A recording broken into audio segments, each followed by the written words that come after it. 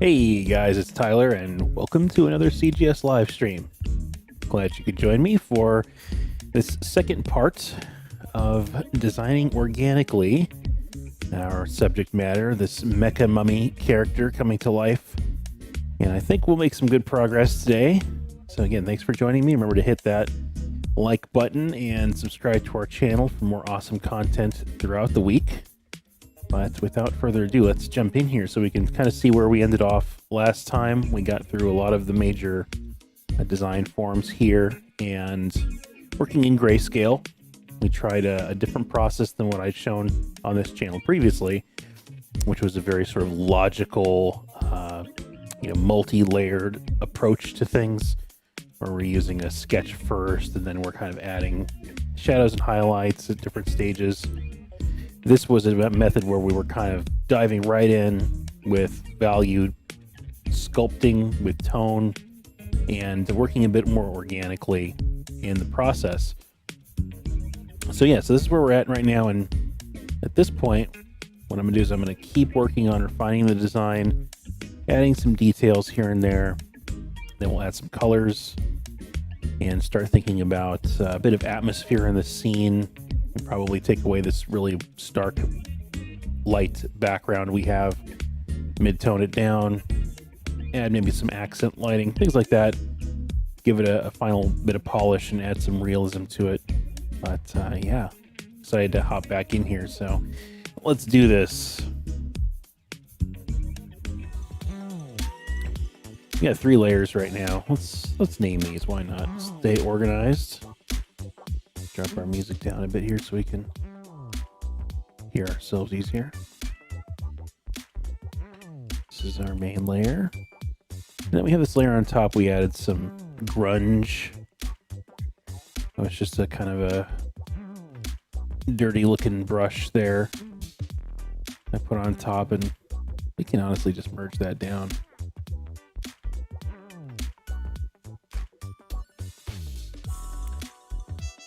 Let's do a smart sharpen on this here.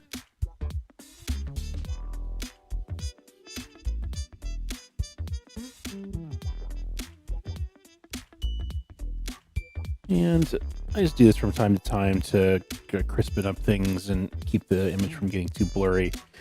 With this kind of process, even the fact that we're using a hard edge brush, we're also using a smudge brush.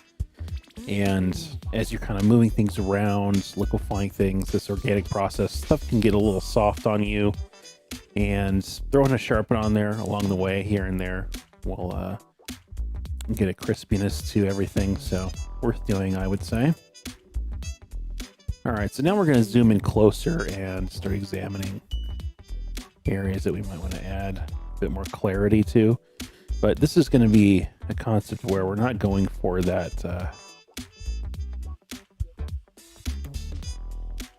hyper precise line work style of image. There's a looseness here for the eye to interpret.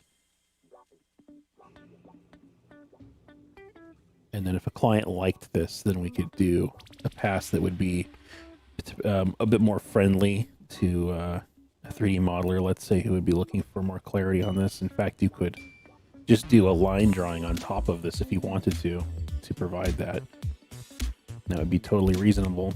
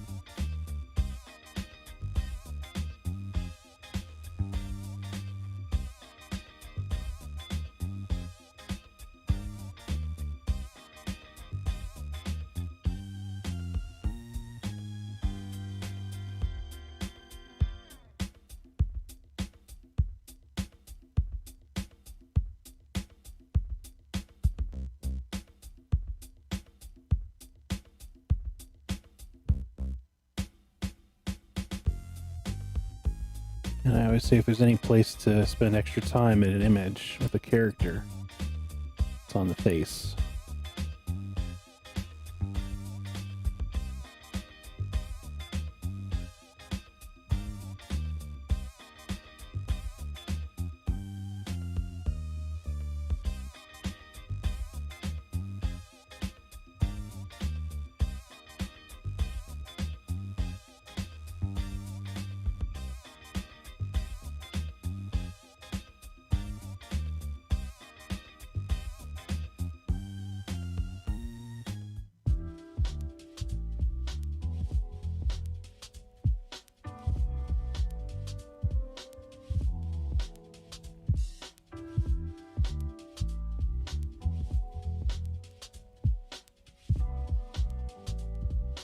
And I'm going for this kind of a hollowed eye socket feel. I want it to feel sort of creepy in there and dark and mysterious. So we're gonna leave those really dark, dramatic sockets there.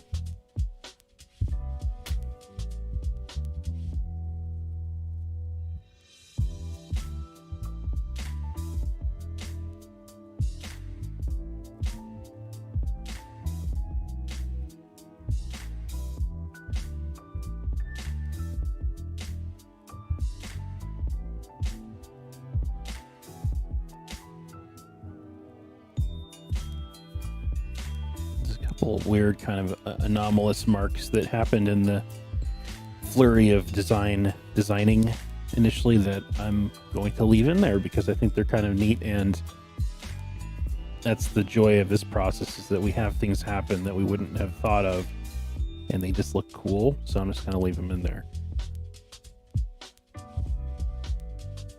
You have to be prepared to kind of go with the flow on some of this stuff and recognize when you've got what some might call a happy accident.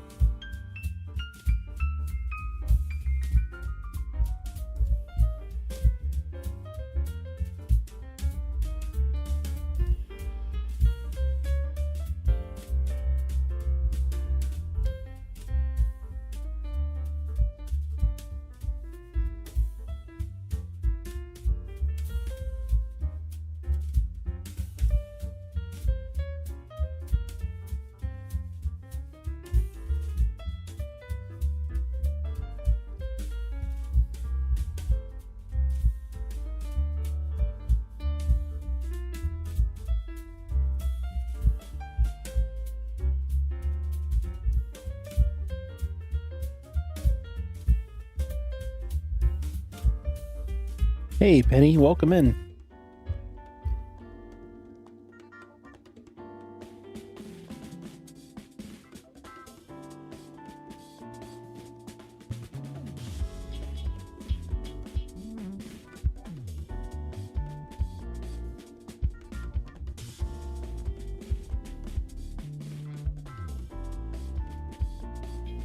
Oh, thank you.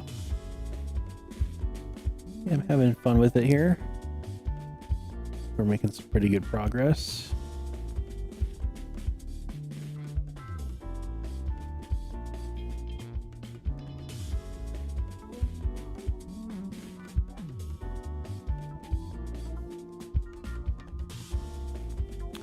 Hey, JD.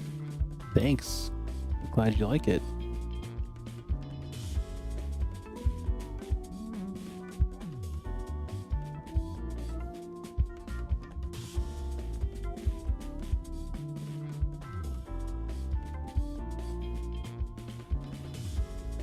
Now, I'm pretty sure I'm going to be adding some light to that circular element here on the shoulder.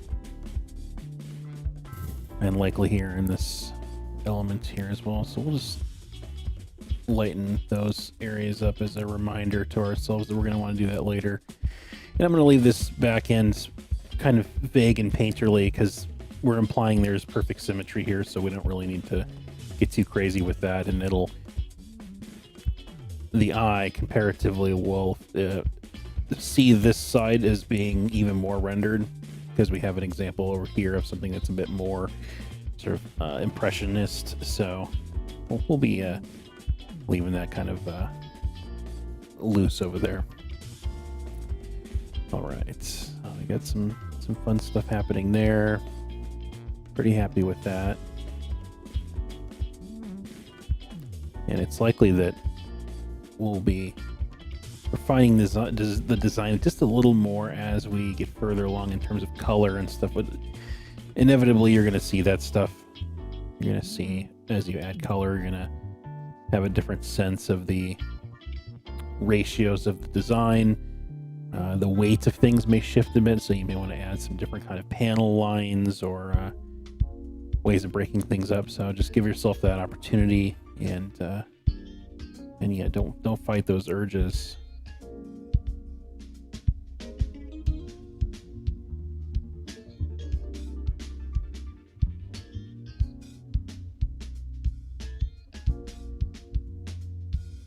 You're doing some value practices? That's awesome. Yeah, I guess this would be this does feel very reminiscent of a value practice.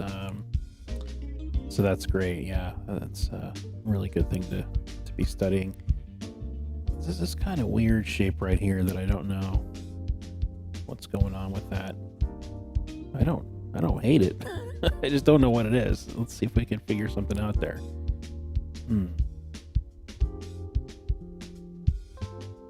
Because we have this element here on this side that is kind of a weird, who knows, some kind of a sensor or I don't know.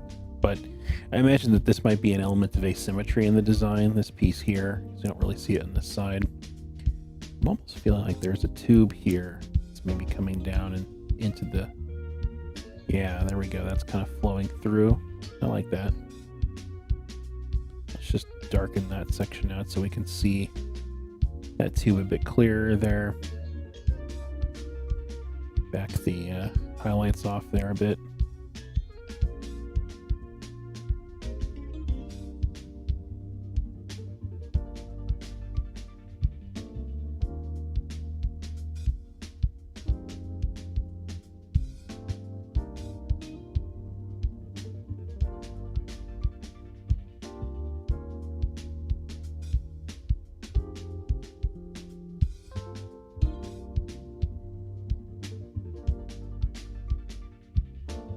But I do want to, this is a pretty bold shape here, this cut opening on the shoulder. I think it might be good to show that on this side.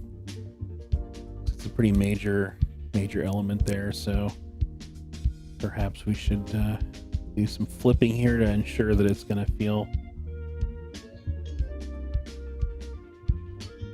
kind of the same sense of shape there.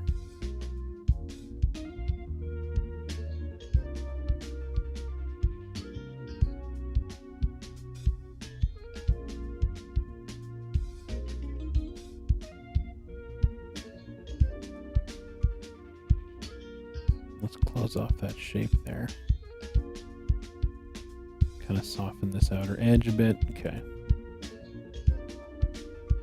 And, you know, maybe we get in there and just kind of add some little indications of the detail happening in that region. But we're not gonna, again, we're not gonna care too much about getting precise with that far edge.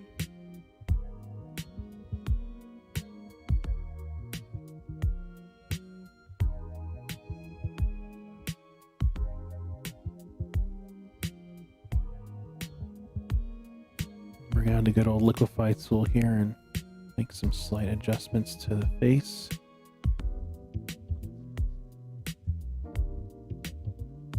Okay.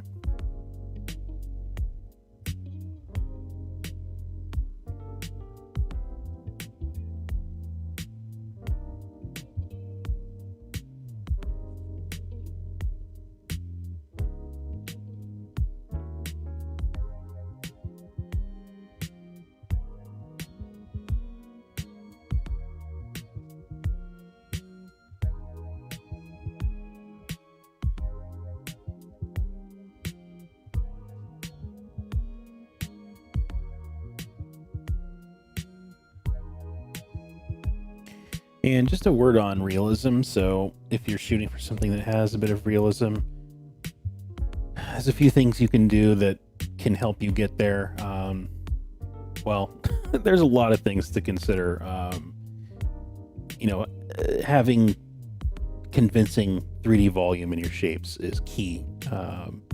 So this list that I'm going to talk about right now is going to go from sort of like the biggest, broadest, most important concepts to some of the more subtle nuances of achieving realism. So the core stuff is having convincing 3D volumes and you know, anatomy, thinking about anatomy, right? If we're doing humans, we need to have convincing anatomy. Then we're going to think about values. So sculpting those forms with convincing values. Those are some of the pillars. Then some of the nuances would be hard and soft edges, create a sense of realism, a sense of wear. So if you have, you know, rarely does something feel super pristine and perfect. That kind of gives it an artificiality. So consider if there's an opportunity to bring in an element of aging and story to it. And yeah, I think that and then I guess lastly it would be in terms of detail, trying to achieve details of a small enough granularity to suggest that level of realism. So even though we have some nice big strong shapes here, I'm going to have a few smaller things that will allow our eye kind of focus in really tight on some areas. They feel very thin as we pull out, but that's the kind of small detail that we need to have in certain areas to complete that visual puzzle of realism. If everything is sort of big and bulky, you know, it's not gonna get that look, right? We're gonna have more of a sort of a stylized. Well, I mean, like for example, World of Warcraft, right? That's that, you know, one of the kind of pillars of the art style for that game is that no detail is too small. You know, they don't. It's like kind of a rule for them is that none of those details get too tiny. They're placing a rivet on a shoulder. You know, it's not going to be a little hole like that, right? It's going to be, you know, a big chunky, you know, rivet. Boom, you know, really loud in your face. Everything is big, and that gives it a style for sure. And in that case, it's actually particularly a good approach because of the density of their world and and I mean, there's a lot of reasons they did that, but when you're shooting for realism, you want to allow yourself to have finer details, and if you're missing those, then you're missing an opportunity.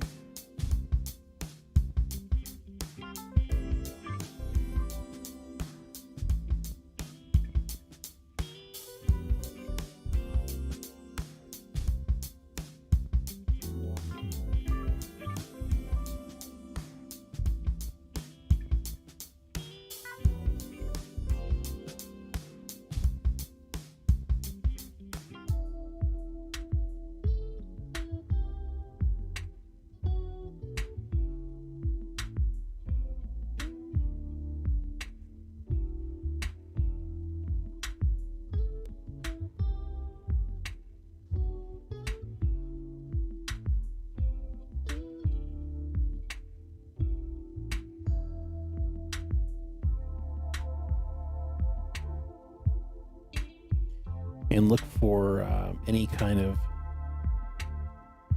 overlapping interactions that feel a bit too challenging for the eye to understand. Like, that spot there was feeling a little bit unresolved and maybe tricky for the eye to feel the overlap there, how those shapes fit together. The connections of shapes is also really key to achieving realism. We don't want any kind of MC Escher stares going on, or conflicting perspectives, or what I call like the funhouse effect. Those are all going to be our enemies in achieving that realism.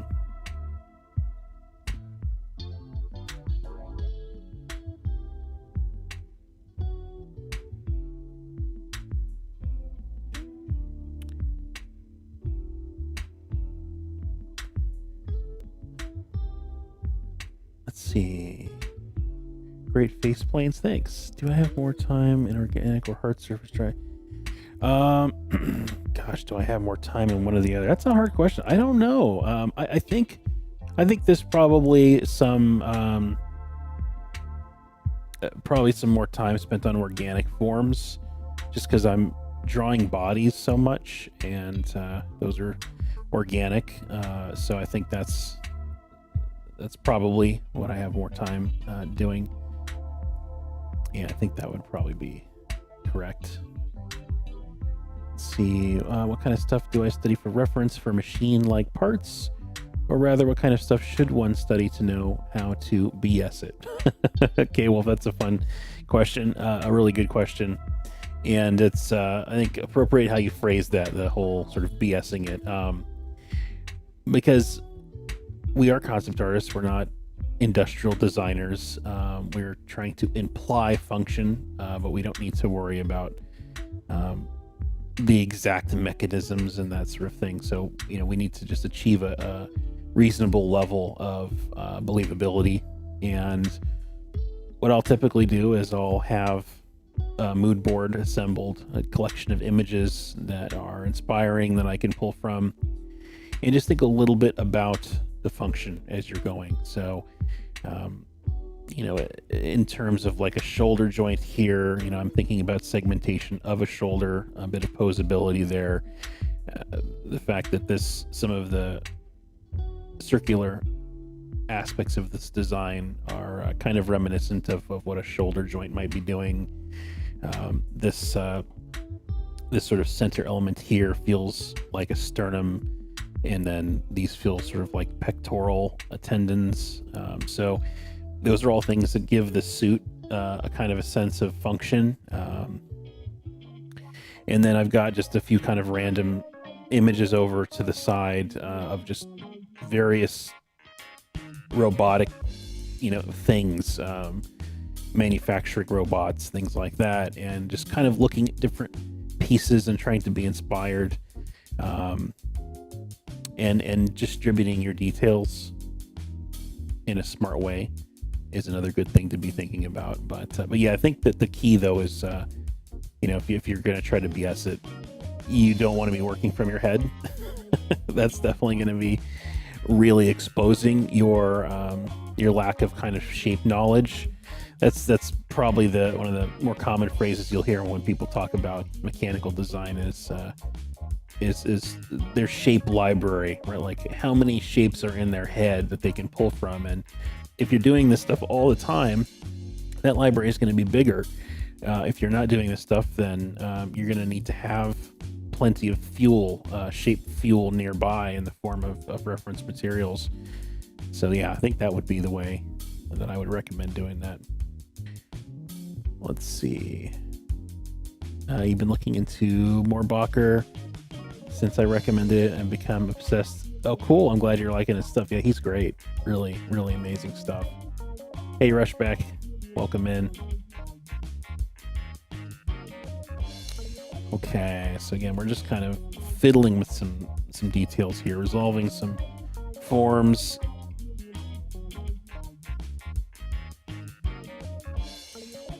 And just kind of having fun with it before we dive into the next phase, which is adding some colors, which will be a whole lot of fun. It's kind of like putting the icing on the cake. We're building the cake right now.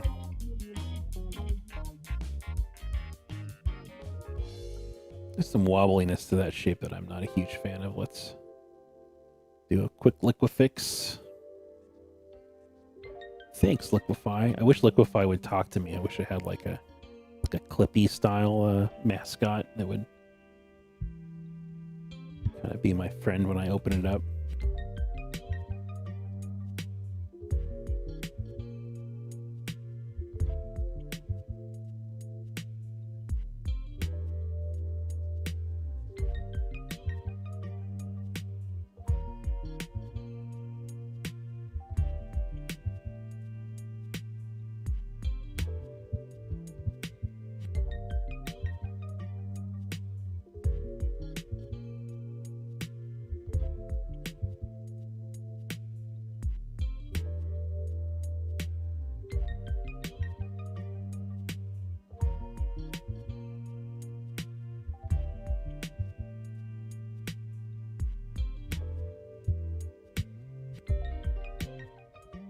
I haven't thought of Clippy in a long time. Yeah. Well, there you go. I just transported you back in time. We all need Jarvis. Yeah, exactly. Or Kit, right? Was the name of the robot in the Knight Rider car? I think, right?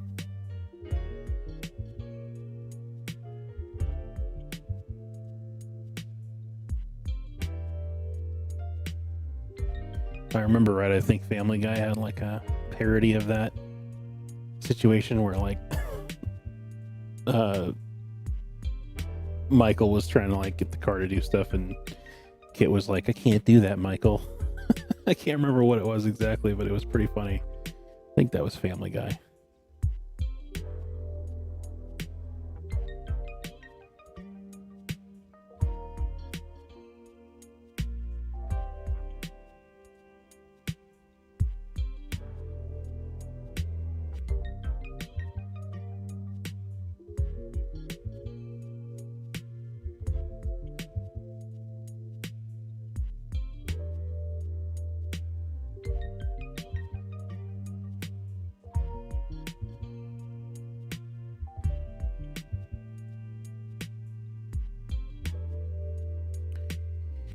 And I'll mention too that I'm not going too crazy with the specular reflections yet until we get those colors in, because colors are going to help me also kind of feel out what materials exactly I might be going for, and I may change my mind about things. We might go from a metallic to more of a clear coat on some stuff, but I don't know that we're going to go too clear coat with this particular robot. I think that this is well, it's mixing this with sort of a mummy, and mummies have this kind of an ancient quality, and I don't, well, that actually could be a cool element of contrast, right? A brand new shiny mech with an old ancient mummy. That's a cool element there. But I think that in my mind I imagine this mech as being a bit I guess kind of grungy maybe. Yeah. So I don't know that we're going to have that sort of car showroom thing going on with this with this suit here. But one thing that I am gonna integrate later, I think, is some hieroglyphic type carvings. I'm not an Egyptologist. I'm not going to be getting accurate looking, cartouches and things on this thing, but I'm going to have some implied hieroglyphic-y looking carvings on the robot in an attempt to kind of match it with its purpose. Have a sense of some story there. So that'll be a very kind of final polishy step to it. That's like the adding stickers to your lunchbox stage, right? We're going to save that till the very end.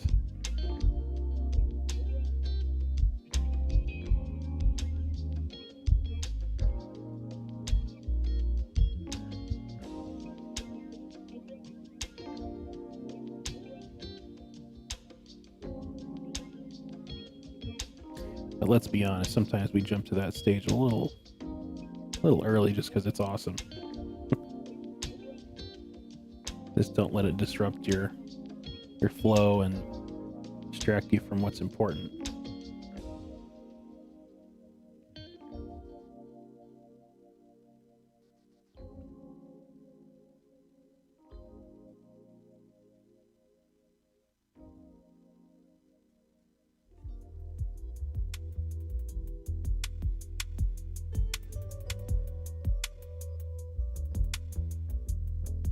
You want it to be an Egyptologist? Yeah, I think a lot of kids probably go through some phase where they want to be kind of like their own Indiana Jones of sorts. I think in 6th grade where I was like really interested in Egyptology, and then I went through a real long phase where I wanted to be an entomologist too, because bugs are cool. Bugs are gross, but they're also kind of cool, right? So making creatures and that sort of thing, I guess, is allowing me to explore bugs in a different way. Art's an interesting thing in that it can kind of transport you, and I think satisfy some of your other desires through the imaginative medium, right? It's like what am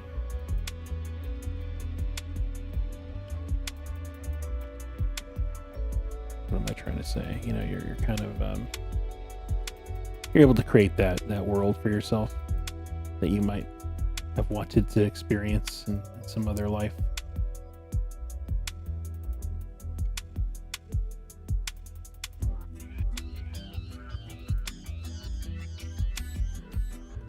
Clean this edge up here.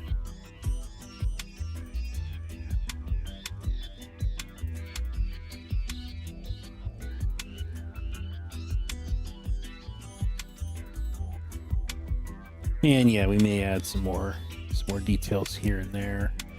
Is there anything else we want to do to the face here? Yeah, I'm going to leave some of these marks because I like how they feel. Kind of searching around for any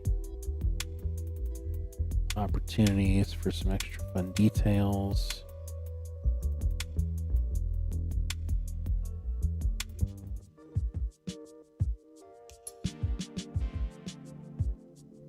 And you could go nuts with this stuff, right? Like you could go real super polished and detailed if you wanted to with this. But we're going for something that looks reasonable from about this distance away. I think it might be time to start playing with some color ideas on this guy. So let's do that now. Let's put on an overlay. I always find that's a good place to start.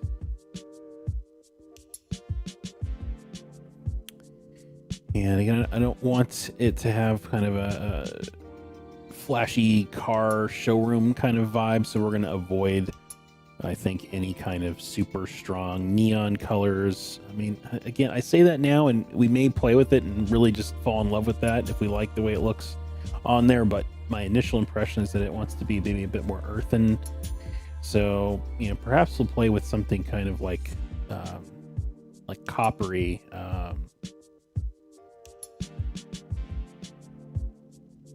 And so at this stage, you're going to be making some choices about blocking. Where do you want to separate the design with these colors and values too? This is a stage where we can be adjusting the local value of stuff.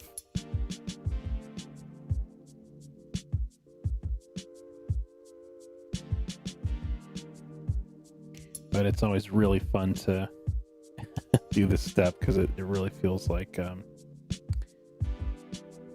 you're bringing it to life.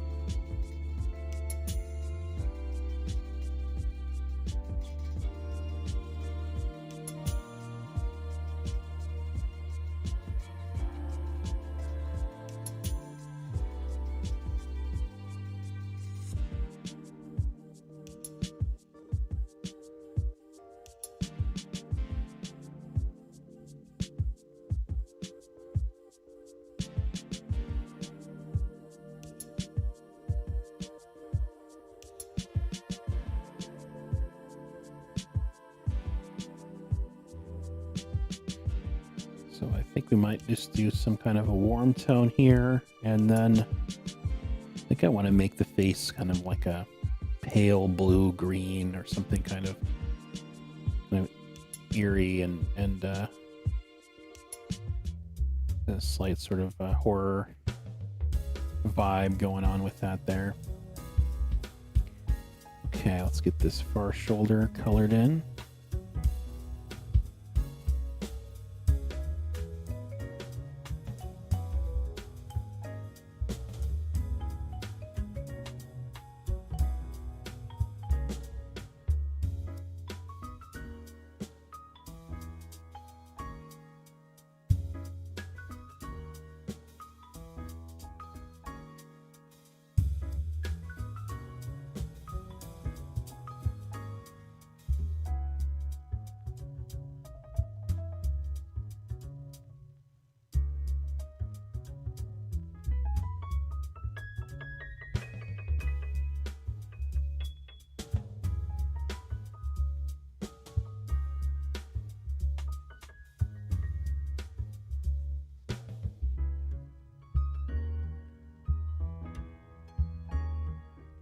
Let's grab this guy too, why not?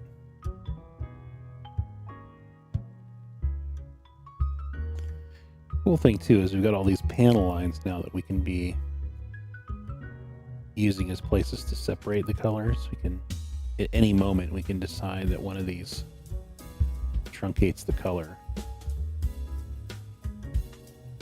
Right, so we could play around with maybe the end of this being not this sort of warm orange color, just like, that's kind of neat, right? It creates a little period on the sentence there of those shapes. Okay, I think this plate wants to also be included in the party, in the orange party.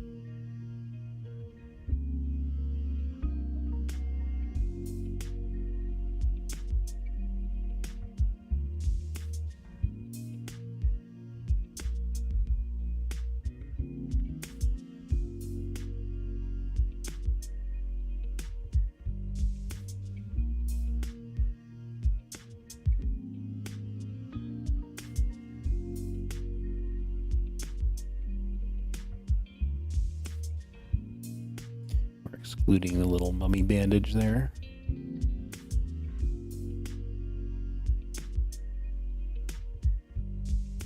Oh, I didn't get those lines on that little piece there.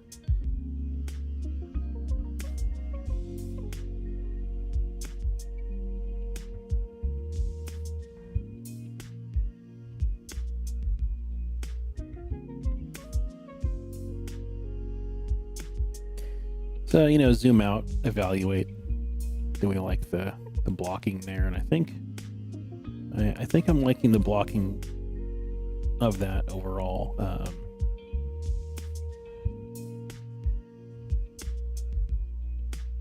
Yeah, I think this unit doesn't want to be.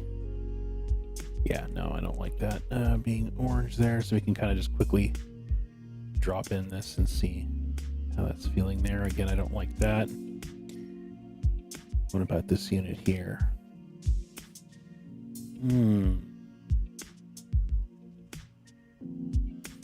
How about this unit?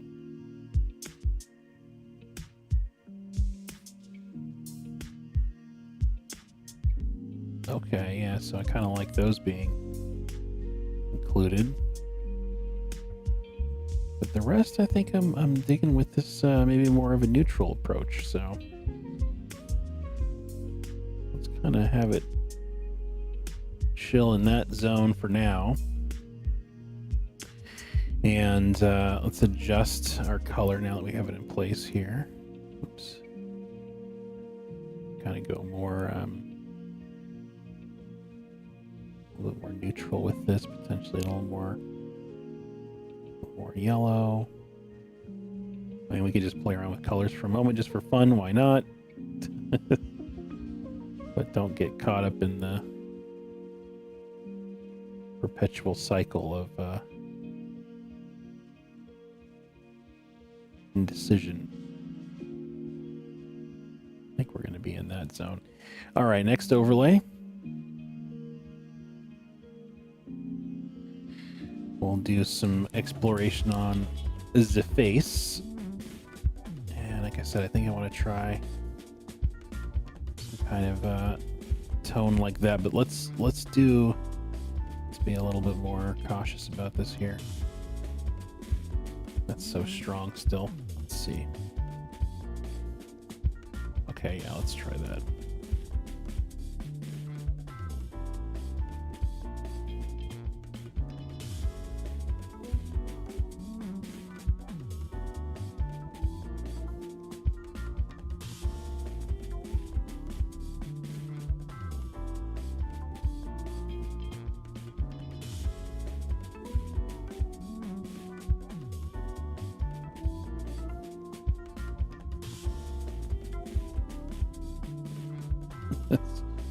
Oh man, I think that's all just skin there. I mean, I was realizing that that's pretty vague, but that's fine. Just some, you know, messed up kind of grungy skin going on. He's a mummy. He's got some grungy skin going on.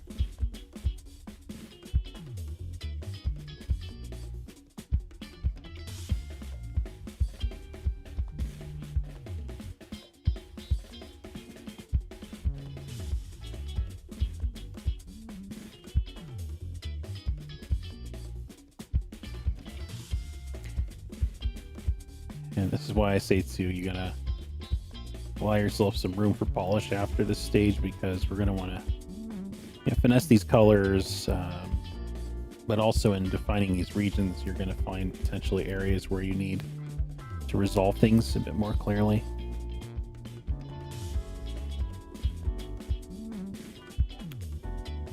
Okay, so we have it blocked in, but now we can play with it, right? We can see just, you know, how we're going to want to go real subtle with it. We just want to create a slight coolness to that, I think, to contrast the warm of the armor there. Maybe we'll go a bit more blue, a little bit less green.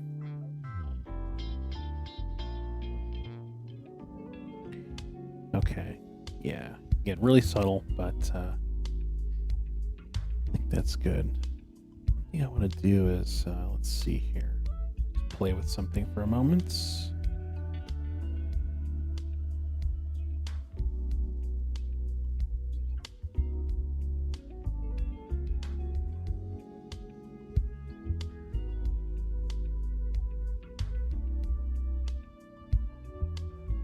Some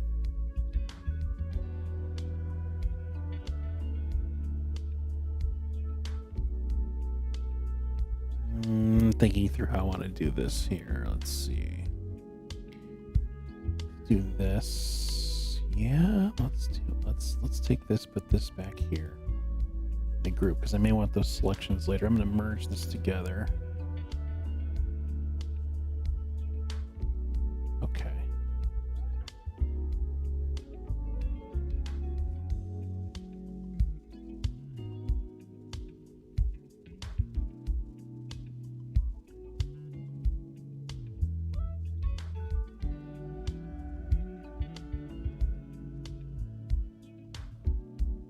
And what I'm doing here is I'm just playing with the our base grayscale a bit. In addition to this layer we have on top as an overlay, I'm playing around with colorizing a bit of our base as well. So there's some interaction there. We have an opportunity to also lighten this if we wanted to, right? So we could create a bit of sense of light kind of entering the skin there if we wanted to. We don't want to do that everywhere necessarily. Like the eyes, I think, are a place where we still want it to be pretty dark.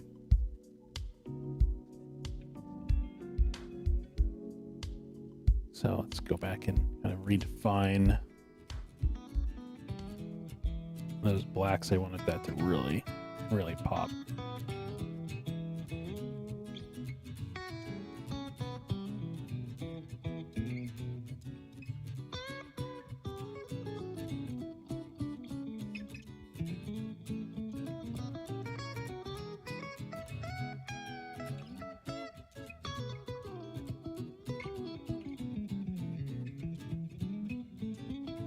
Yeah, it's kind of an eerie glow to the face there, and we could maybe introduce just a bit more shadowing to this far side.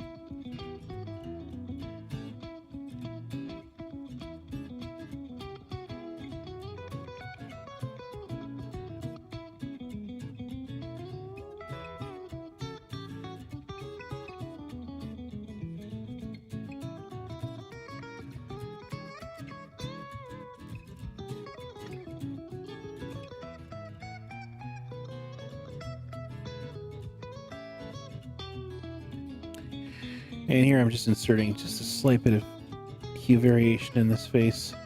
And we don't want them to look like they're alive. We don't want to give a lot of warmth to the face, but just some relative warmth in there will add some believability to this situation. I don't want to give them like a bright red lipstick, for example. That would maybe look a little weird. Let's see here. Just want to make sure I'm keeping up with the chat. Let's see. Do you have any suggestions on how to approach avoiding having too many blending mode layers? I think, you may have points during your process where you have a lot of layers, so you can explore coloring different regions. I think that you shouldn't feel bad about using those layers. Just be aware of when the layers feel like they're impeding your creative process, right? They're there to help you. And if you feel like your flow is interrupted, you feel bogged down by those layers, that's maybe a point where you need to reevaluate. Okay, should I start collapsing some things together? Should I start maybe making some more final choices?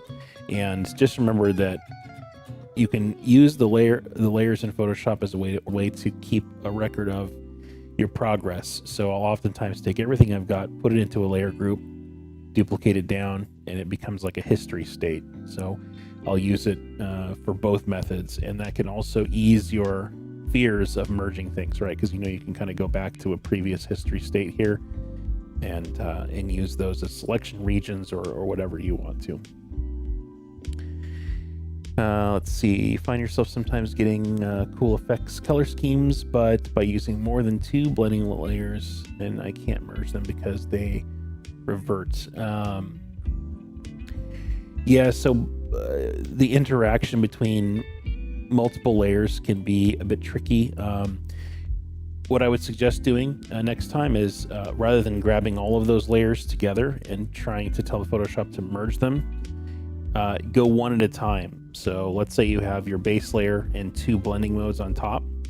So turn off the top one. So you're just looking at the first blending mode and your base layer. Merge those 2 together. Make sure that that's looking correct, right? And then turn on the next one and then merge those. So try going one at a time, and I think you'll notice that it might alleviate some of those issues. Okay.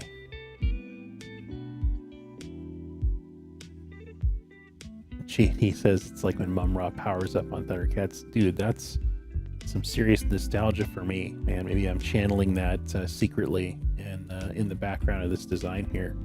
Just like the sci-fi version of Mum-Ra, maybe. That character's so awesome. the whole transforming aspect, and yeah, just really great stuff.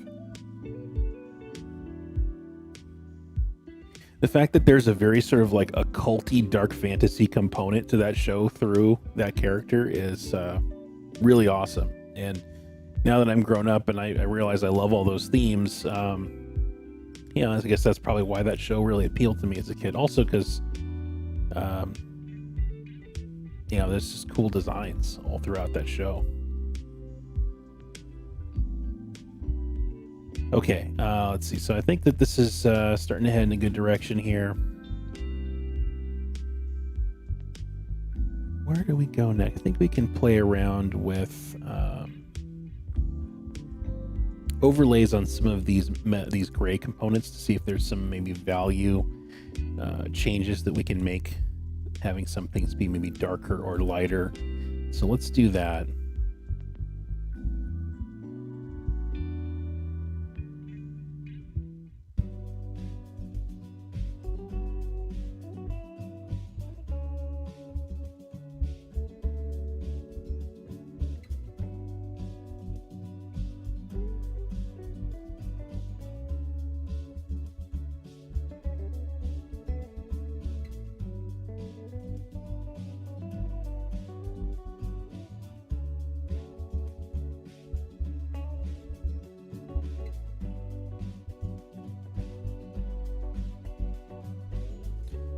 It's interesting what you can do, right, with these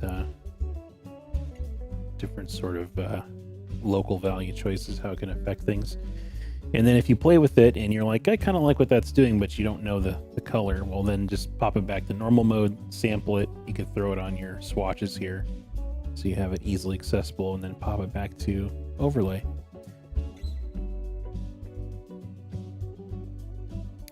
That piece there, again, is kind of a unique, weird piece, and I think it's okay with its own value there. Perhaps there's a couple other pieces here worth doing that too.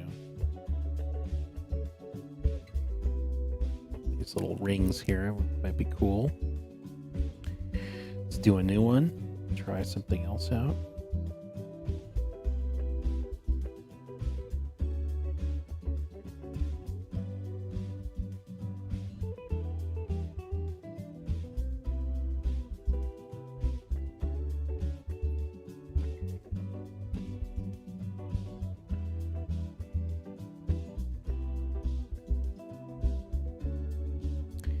And one thing you're going to find is as you add these separations, your design is going to feel less complex than you thought it looked when you had everything gray. Let's see.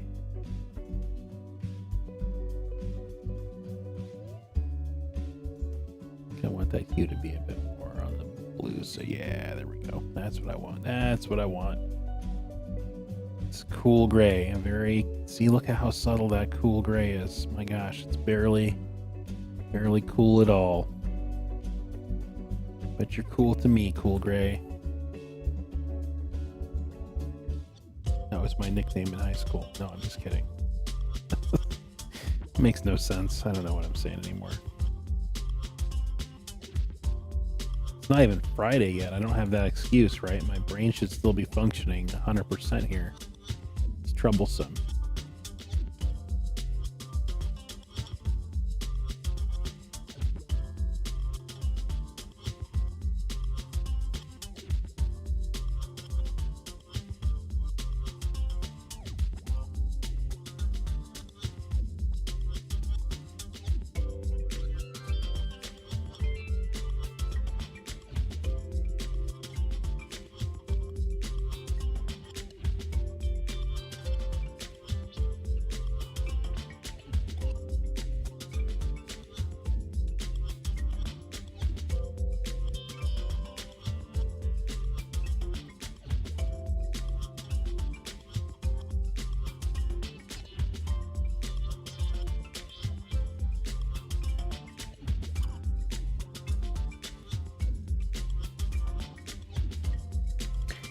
Okay, so I don't like it on this piece because I like this piece sticking out, standing out from a distance. And I think I like this piece standing out. Do I? No, I'm okay with that. I'm cool with that. We'll roll with that. Let's see. I mean, now we're just trying things out, right? Just kind of seeing. Feels cool.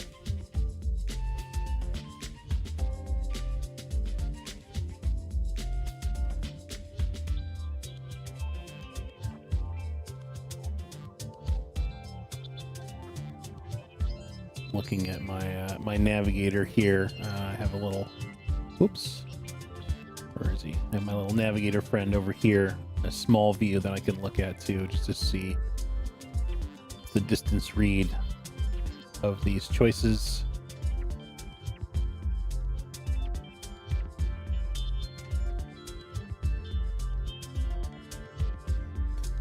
So this choice here we just added, what this does is it makes these orange areas pop more, right? This kind of cross shape on the chest comes forward more, and it's interesting. I think I like that. Let's see.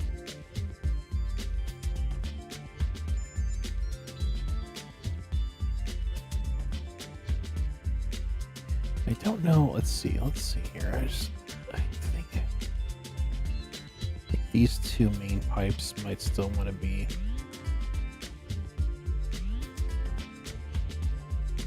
I'm going to go back and forth on this here and see what I like.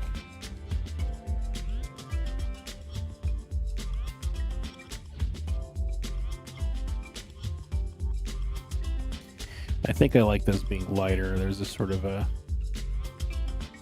yeah, it just kind of pops a bit more. I think it kind of, I don't know. It's just, I like the flow there, but I do like the darker on some of these other tubes, so we'll leave that in.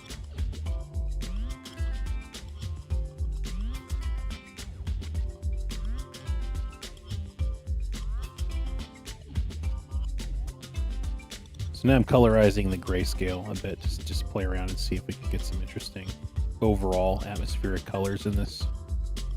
This is what the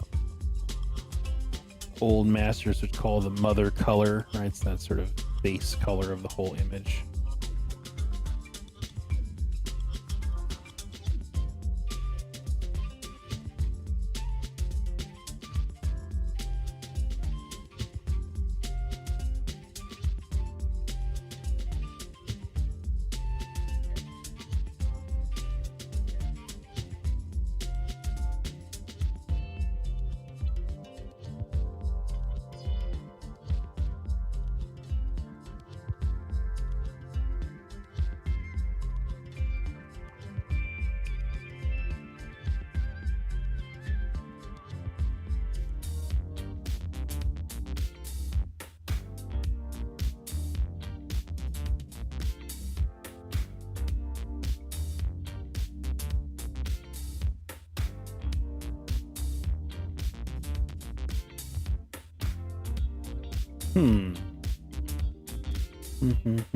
Very interesting indeed. Well, look at this, look how crazy that gets.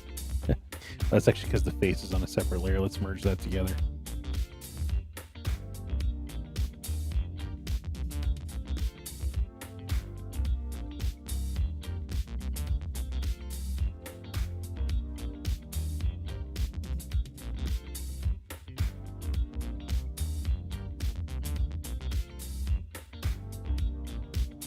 No?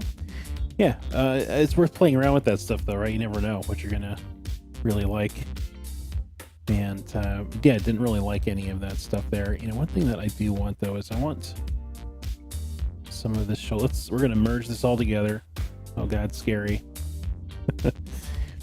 And I want to have enough of this gray area of the shoulder popping through on this side so we can have this light showing up over here, because that's going to be, the lights are going to really come forward in the image, and I don't want to miss that opportunity here on this far side. So I'm just going to block that in real quick here. Let's see, this shape kind of ends here. We're going to have scalar elements popping out here. Let's just flip and make sure we're not creating any awkward volumes.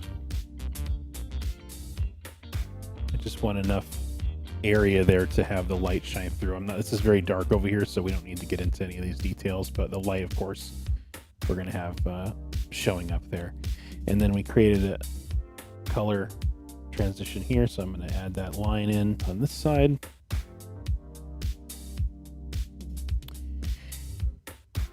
And let's do one more overlay for the mummy bandages. It might be worth playing around with some kind of earthiness to those. So let's see how that looks. That's way too strong, but we'll dial it back in a second here.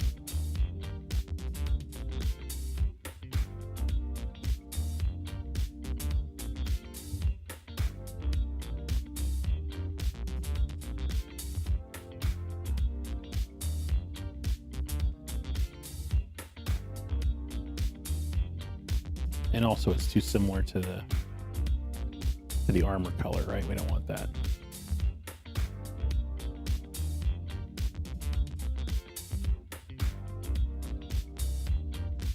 I think that's a little bandage hanging on in there, and maybe there's some of that is in here too. Okay, and we'll dial back the saturation.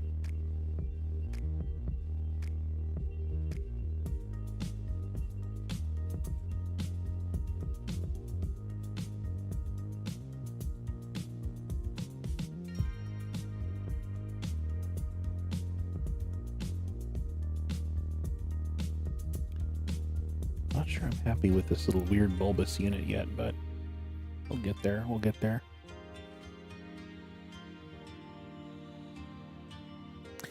What I want to do now, though, is I want to start to get rid of this super artificial bright background where we're not able to really appreciate the values here as much as we could if we had just a bit more natural background here. So we'll go in and add a multiply layer.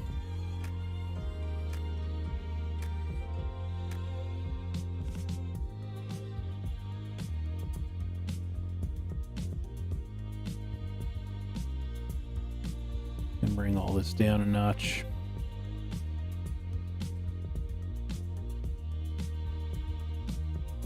Just try to be careful about creating too many weird dark edges here. I was not working on a separate layer, so, or I was, but I ended up merging it together, which is just fine. It's not a big deal.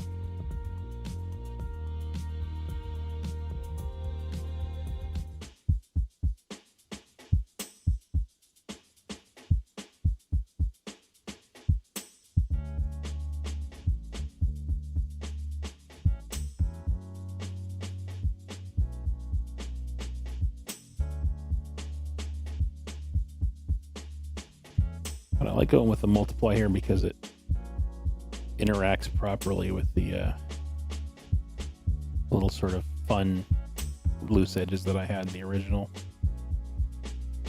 Doesn't stomp on those. Okay, now we can play around with how dark we want this scene to be. See how much the character starts popping now that we have that situation in there. Again, I'm just looking at my navigator overall to see how that's feeling. And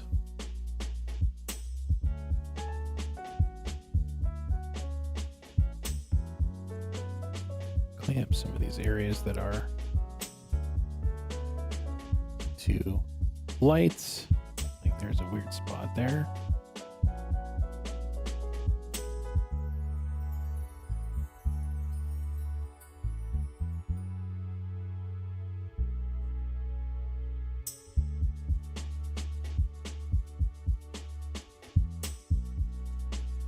I'll go in and clean this up. It'll be easy to adjust some of these things, but this is getting us part of the way there. Let's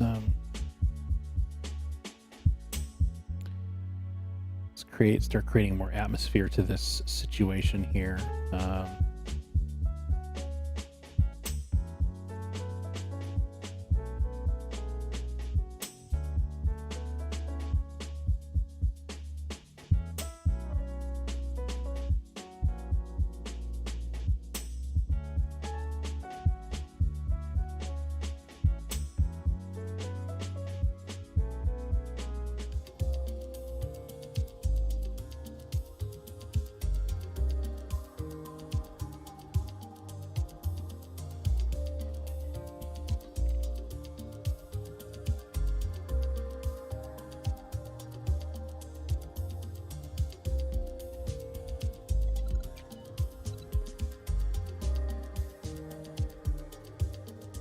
Play around with an underlight in this scene too. I think that'll be cool.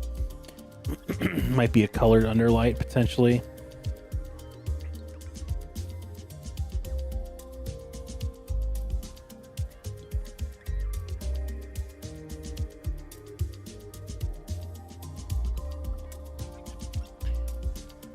Okay, just a bit of cleanup here on this edge situation, but we're gonna put a rim light on this too, so some of this is going to get covered up by that. Everybody knows that I abuse the hell out of rim lights, and I'm okay with that because it's a nice quick cinematic solution to get a good pop to your image. You don't want to necessarily have it in every single piece you do, but it is pretty effective. Okay, we're going to play again with this little guy here because, well, no, maybe it's fine. It's very non-committal about that piece there, but I'm looking at it from afar and I think it's actually okay. So yeah, let's start adding this other light here.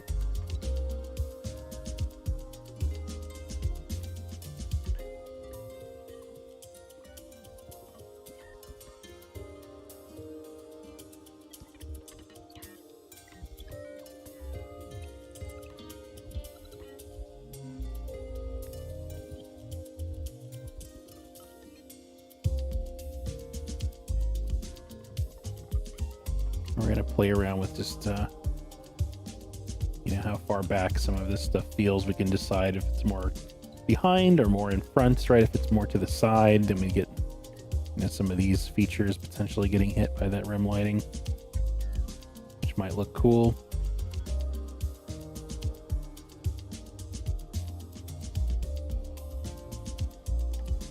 So you have some choices to make when you're adding these lights. But this is generally how I'll work, is sort of one light at a time.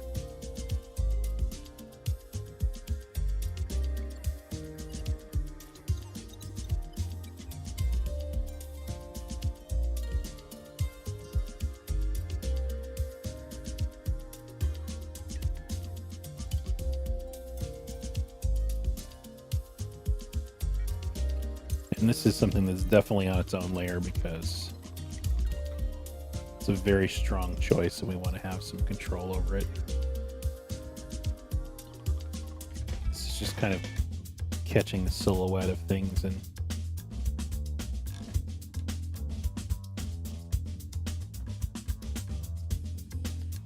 so I think that might just be not quite in the right spot for the face there. I think it's going to be too far behind to really catch it, which is fine. I'm okay with that.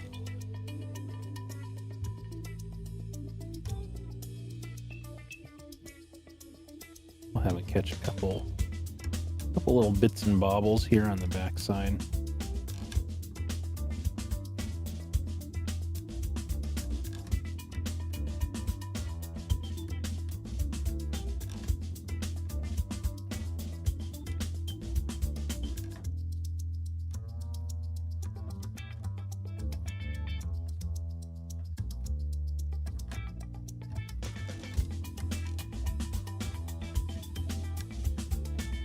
bit of bloom off the hot spots there. Okay, so now we're going to play around with a subtle light from below, and I don't know yet if it's going to be kind of a color. Maybe it could be interesting to play with the cooler color. It's going to be subtle. When you're designing the lights in your scene, you want to generally be thinking about not creating competing lights. So you want there to be, different colors to the lights, different intensities to the lights, because if you have lights doing the same thing, shining in different angles in the scene, then what happens is it starts to flatten things out, and that's no fun. We don't want that. So, but the question is, what color?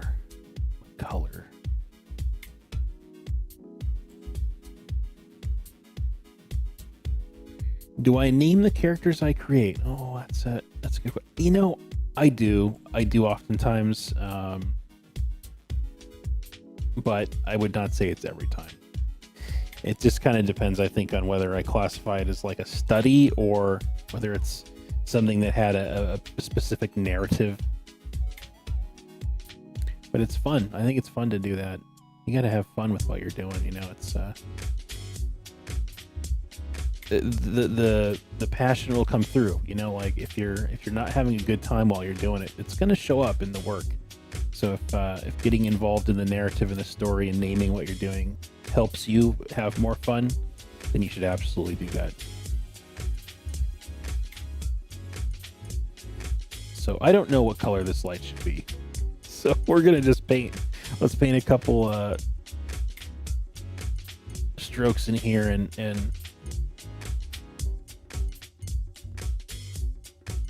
just play around with the concept of this light in the scene first and just see, kind of feel that it's giving us, and how strong we want it to be, how saturated. But underlighting can give a kind of an ominous quality to things too, so I think that's a neat opportunity here. Now, obviously, if we had only underlighting, that would really be ominous, but then we might be making it hard for people to interpret the design, so you got to just be careful about that stuff when you do conceptual art. If it was an illustration, then certainly you could go real crazy with that.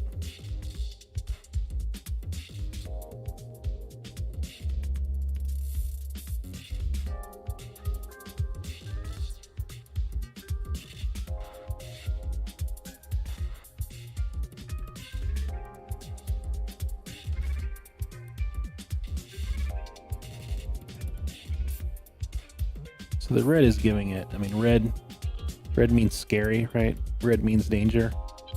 So I think the red is an interesting choice here. But we're going to do a hue shift on it anyway, just because it's very quick to do, and you might like something else.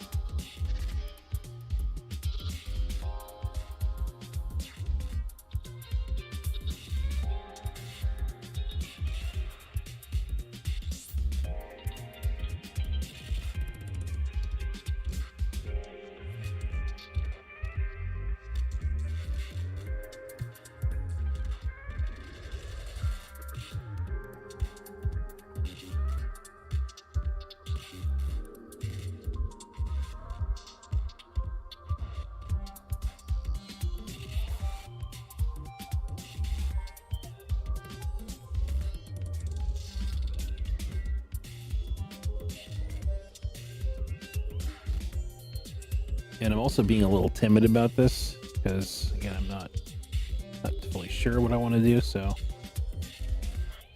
it's on its own layer, and I can duplicate the layer if I want to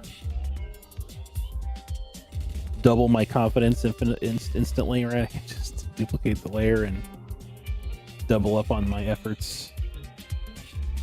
No, see, I don't like that. I want it to stay kind of on the underside of the form here. And we want to be thinking about intensity too and fall off. The light, I'm implying that it's from the kind of bottom right side. So this stuff over here, we don't necessarily want to be quite as bright. So we might turn that down a bit. But again, we can just duplicate this layer if we want to intensify the effect. I don't like it being that intense because, again, I don't want it competing with the other lights in the scene. I want it to be subtle. But yeah, it's just something to keep in mind. Let's play around with the hue now and see if there's any other colors that are working for us. We notice that if we go in too much of the yellow region or orange region, it doesn't feel as impactful, right? Because it's not really interacting with the orange too well. The green is kind of nice. The green, I think I'm kind of digging the green too. There's that cyan that's working pretty well. Ooh, there's this kind of bluish purple. So we know we're living in the cool family with this light, I think, because the red, well, it was nice. I think we're just getting a better impact with some of these blues here.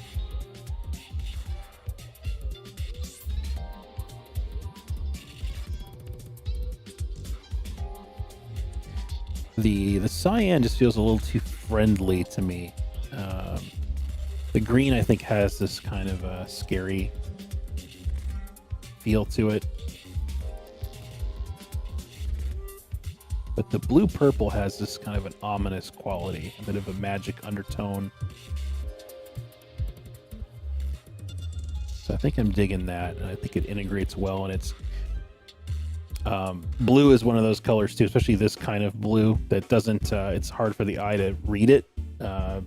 Eyes don't see those sort of parts of the spectrum as easily as the warm colors. Reds come forward really easily. So that ensures that it's really going to take a back seat to the other lighting in the scene. So I think that that's kind of where I'm going to go with that. And let's add a couple of these accent lights that I wanted in the suit here.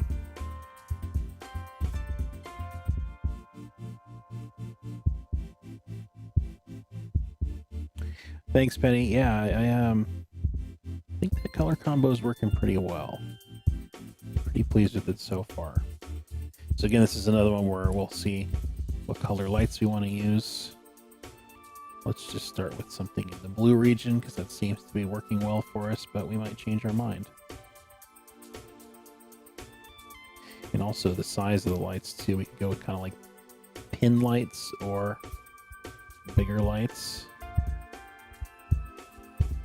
And we may end up putting more lights in the suit too if we wanted to give it like a super crazy vibe. Those are the lights that I knew I wanted to put in. There might be others too. I think I don't want them to be that big. Oops. Face. I think I'm wanting them to be smaller.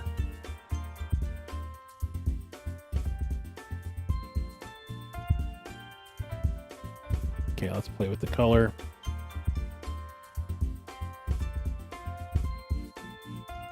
Isn't it just funny how crazy that changes things? Just altering these hues here.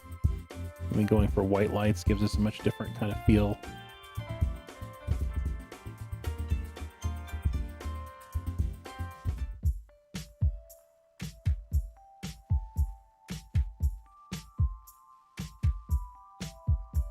Yeah, I think I like this. It's a cooler zone here, and I don't like them to be really saturated. I feel like I'm just kind of a little bit of a tint to them here. Yeah, I think that works there. And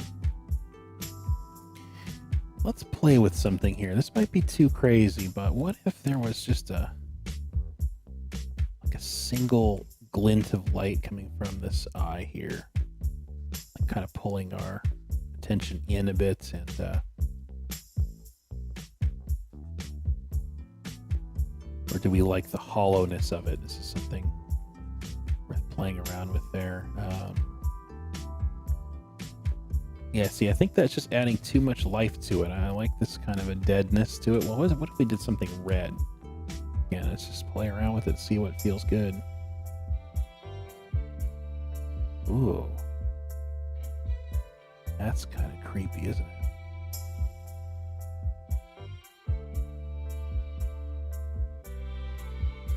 Okay, I'm kind of liking that. It's like the only place that we have red in the image. And the red, I think, works with the rest of the palette here. And it's just that one spot kind of pulls your eye up there, and you're like, okay, I see where you want me to look. Yeah. I'm going to leave that in there.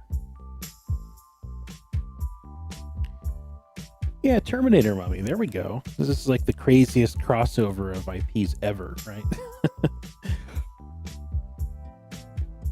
And that's what all this stuff is, right? We're just kind of combining other ideas together.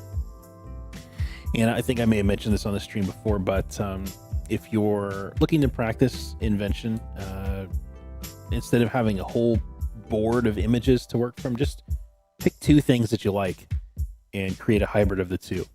A lot easier to do that than to have a giant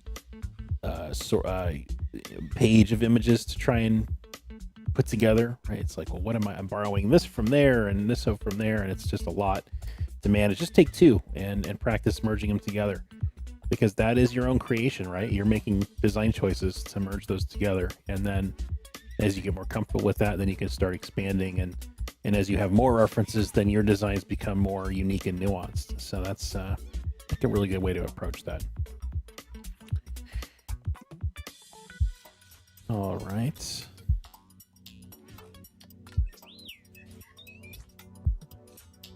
kind of evaluating everything now and seeing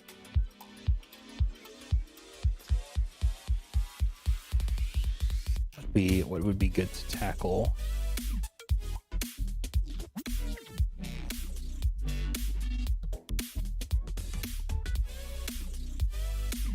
And if there's any other panel lines that we might want to add too, right? We have an opportunity to do some panel lines if we want to add some extra details, right? We can like add things like this. I don't know that I like it there, but it's worth exploring this. See. Also, we're talking about those tiny details and how having these can really draw your eye in.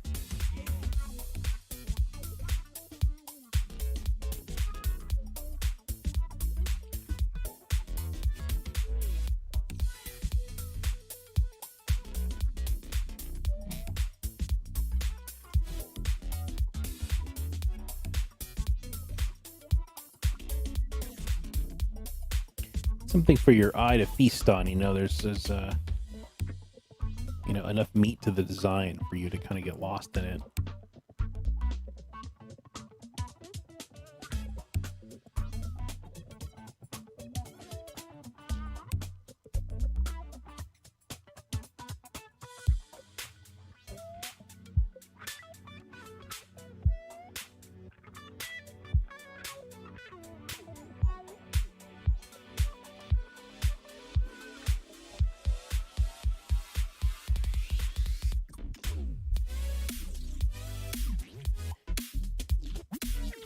And you might be thinking, my God, those details are so tiny, but again, it's just to catch your eye, right? To see, for your eye to see like, oh, there's actually more going on in there. Just a few hits of that stuff can be enough.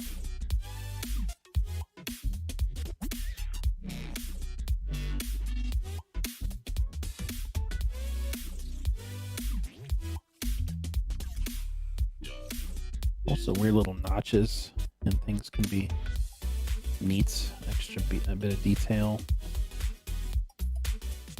Introducing a few kind of scratches here and there into it, I think, can also be a nice bit of detail. Put it in the areas that, you know, people are going to be paying attention to. Like this, of course, this giant front shoulder area, and the highlight there is a good place to be putting that information. If we put some scratches over here, let's say, no one's going to care or notice about it over there.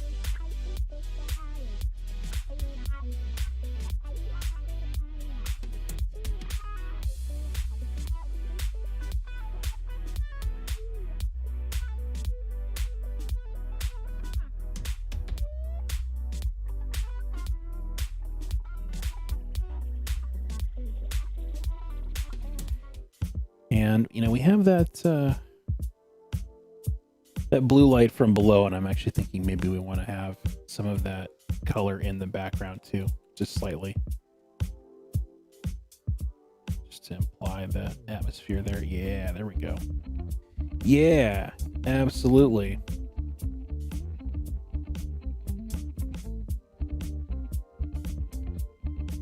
it's funny because it's a bust, right? It's like clearly a truncated image. We don't have the rest of his body, but we still want to think about it as volumetrically as we can, right? It's as if it's like on a podium in a museum, right? We have a little stand down here and it's on a table, right? We could imagine that scenario here. That's kind of what we're going for, right? So don't let the truncation of the character here affect your sensibility of its kind of 3D, the physicality of it, right?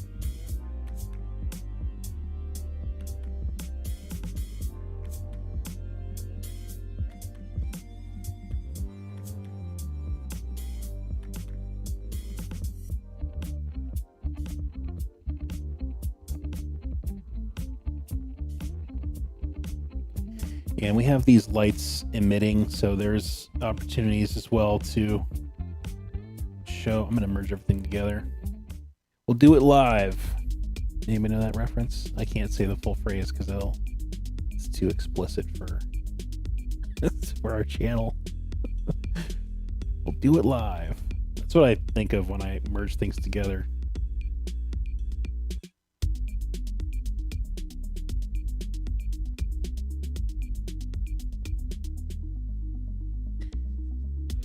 Terminator meets the Mummy meets Geodude. Nice reference. Hell yeah.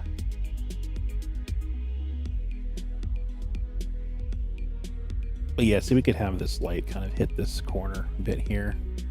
Gives us a sense of where it is in space there. Perhaps a few little lines of illumination around this area here. Here we kind of have it taken care of already because of some of the underlighting. Feels as though it's coming from this light here too, but you know, we can add a couple extra rings there.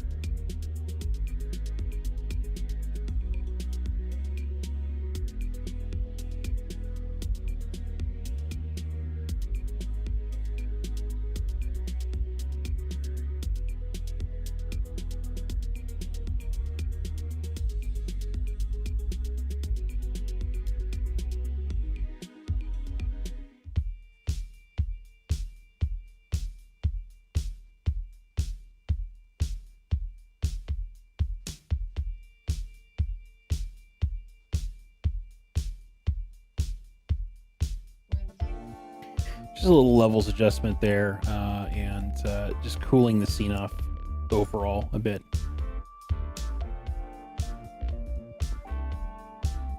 Yeah, that's the whole thing is getting a little dark, which is something that can happen.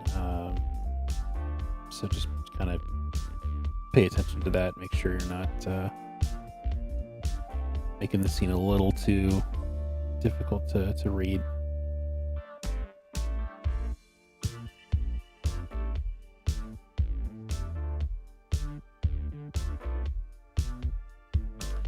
Let's bring in some of these metal accents that are missing. So there's like a metal accent that I want on this bit right here.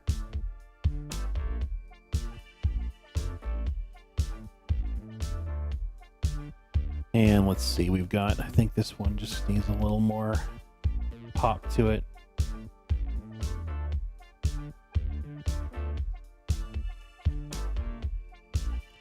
I think that overall this piece here is just not popping as well as it could, so let's help it a bit here and try to help the viewer understand its cylindrical nature a bit easier.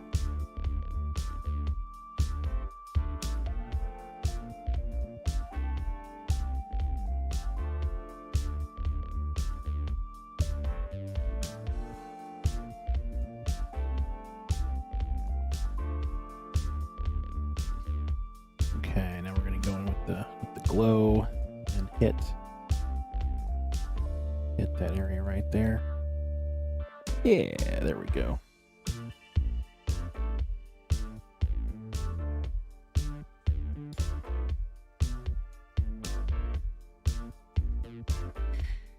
Thanks, Brian. Appreciate that. These organic designs, it's always a little bit, it makes me a little nervous because I don't have a super clear idea going into it. So I'm so glad it's working out all right.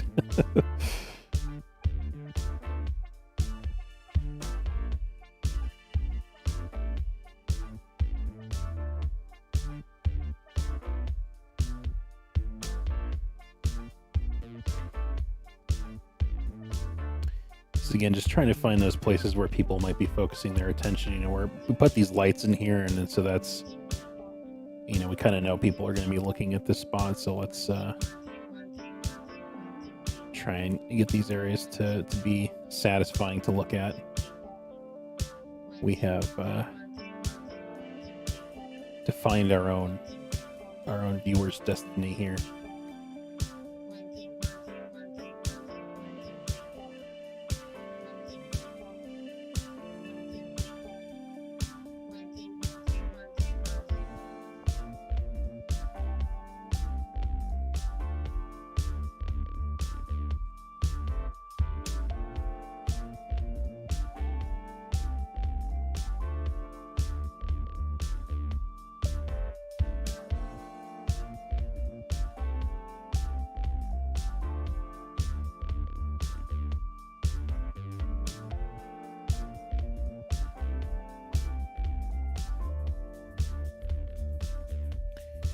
Okay, so last thing we're going to do here is we're going to add some of those weird kind of like hieroglyphic-y looking things, and I'm going to wing it.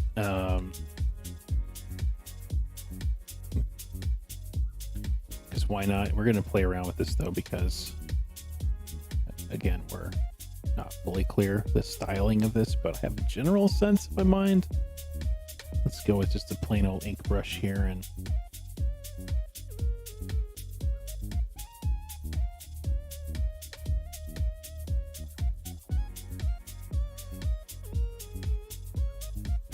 this is, now we're at the putting stickers on our lunchbox phase, which is always a lot of fun.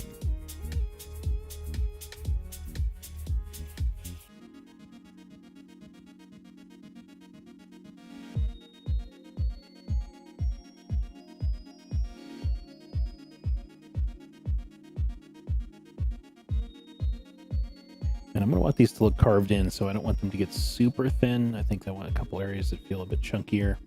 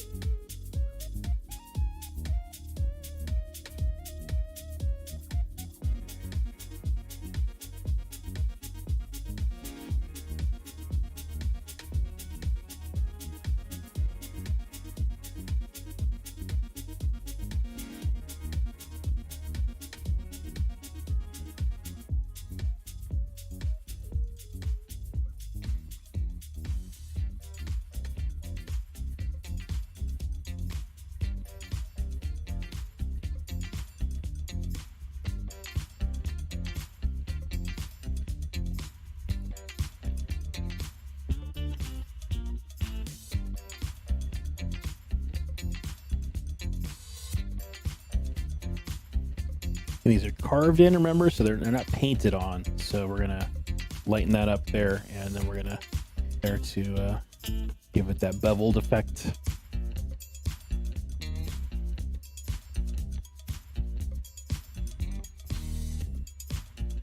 Just think about your light direction.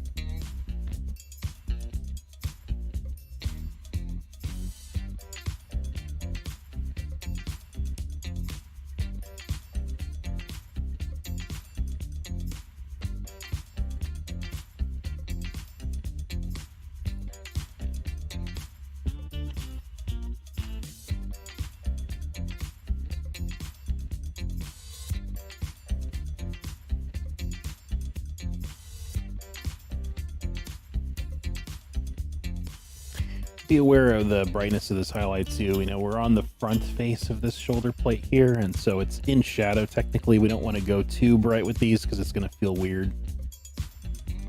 It's all it's in the shadow of this shoulder pad. The shoulder pad is kind of blocking the light here on this front face, so just be careful.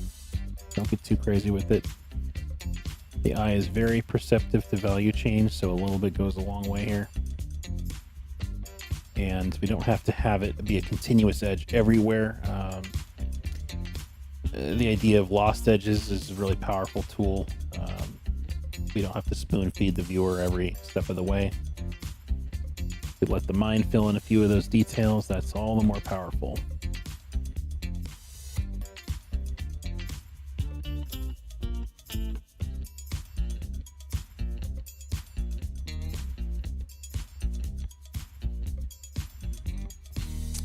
Hey, Blasphemer. Thanks. Appreciate that. Welcome in.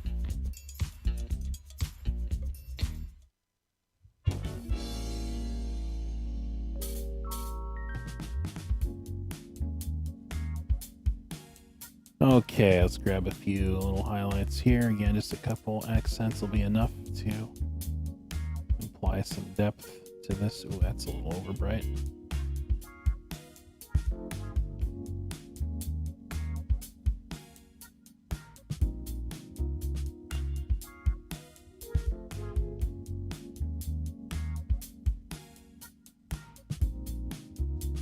I think that's enough for that distance one there. Again, it's pretty obscured in the shadows there, so we don't need to get too crazy with it.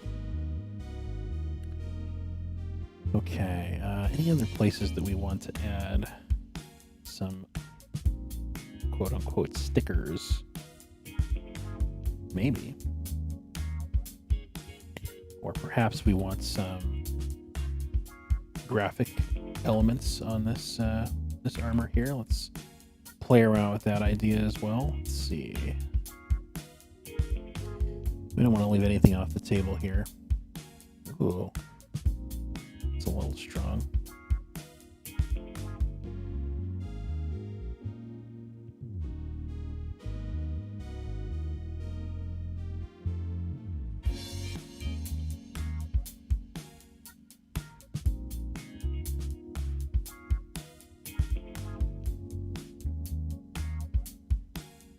What color did that end up being? Okay.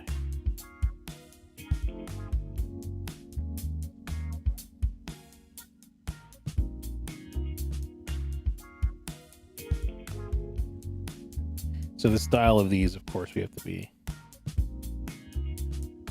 aware of, you know, the kind of feeling that this might give the design by adding some of these elements in here.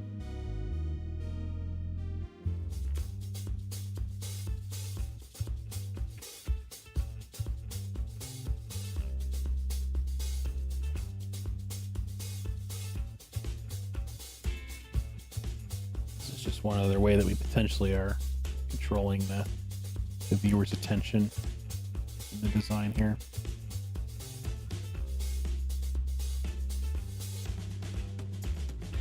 I like this. Maybe I don't like that there.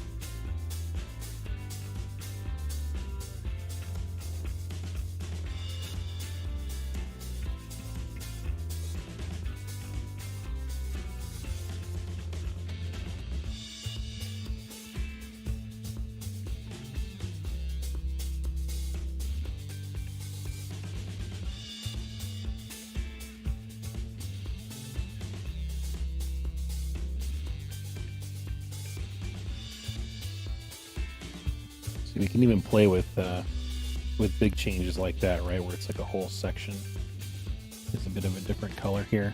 Could be, see, like that's kind of cool. That little like accent piece coming in. I like that, but we're gonna get rid of it on the mummy bandage.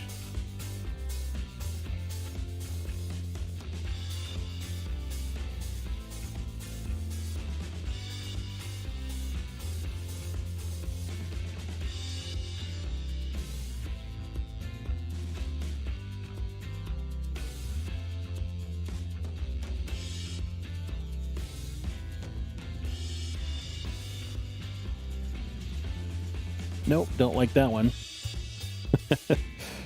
You never know. You never know. What, just put like a circle there. What does that do for us? Is that cool? That might be too distracting.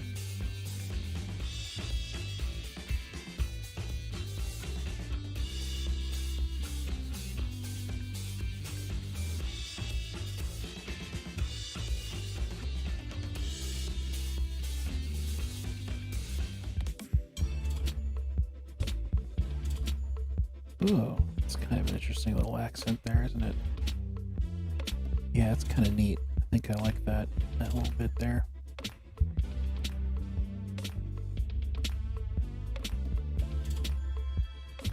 Two is too much. Yeah, I think two. Well, a 3. Ooh.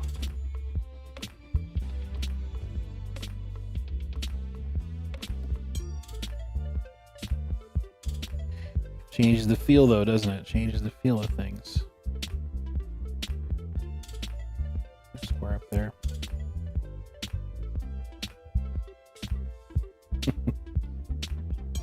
This is why we leave this to the end, right? Because it's like just kind of having fun and playing around with these ideas.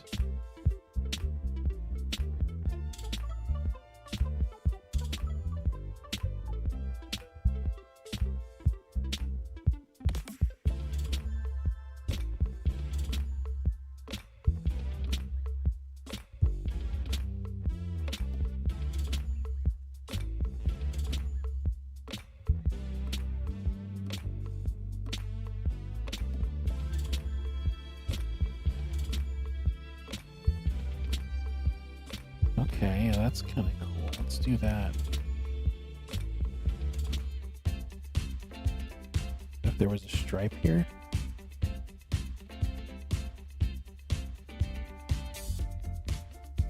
Nope. I do like that little triangle. That's a fun accent piece there.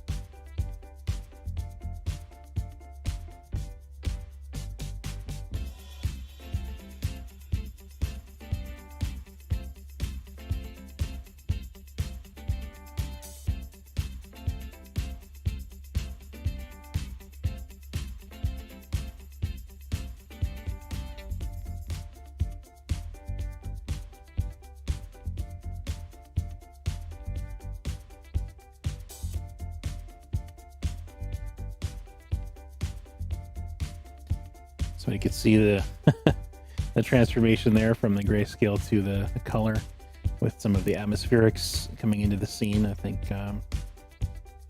really does do quite a bit for the image. And a few little accent lines in here. Oops, those are actually a little messy for my taste. Let's get in here and just be a bit more precise about that.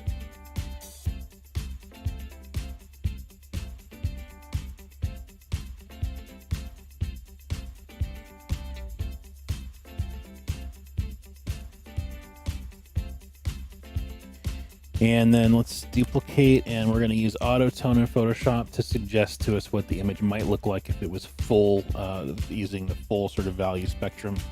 And it messes with our colors too. We don't want it to do that. So let's put our original back on top, set to color mode here. We're going to add some vibrancy. We're not going to use this full thing. This is just way too crazy, but we can put a mask on it, fill the mask with black, and then paint very selectively to reveal certain parts of this image here, where we might want to expand the value range a bit, like some of this area back here, where we want that intensity. Maybe a little bit on the face, just a little bit accenting that front area there.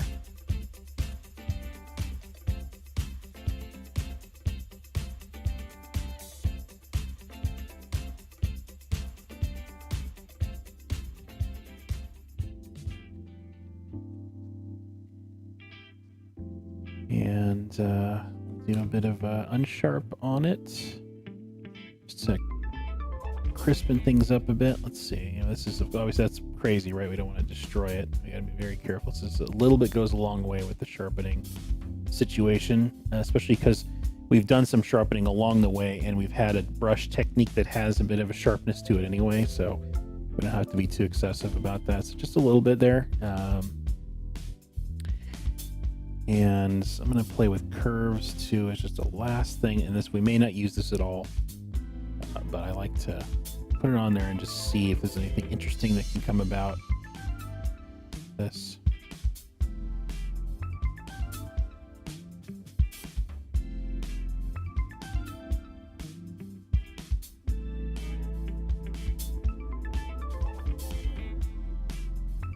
This is kind of like the equivalent of putting like an Instagram filter on it, right? Like sometimes I'll put things on Instagram and I'll be like, actually, that's kind of cool. But I don't know that anything's working too well here.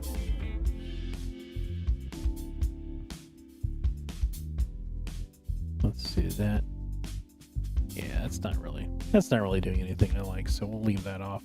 But what we will do is we will go ahead and sign this piece.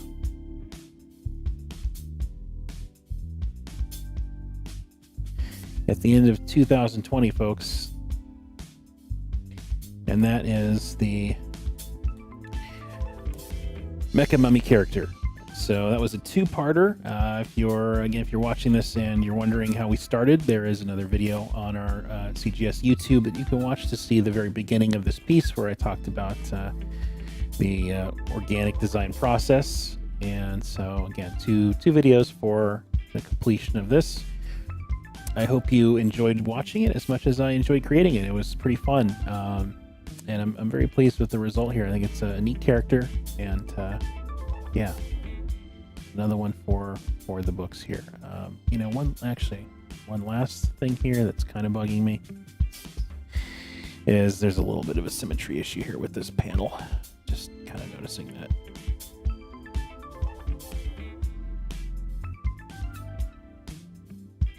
I mean, and there's other symmetry issues too, but that one just stands out a bit more because we decided to accent it with this like light color here, and I said that I wanted to add these lines back in. So let's pop those in. Okay, yeah, there we go. Just a little final tune up there.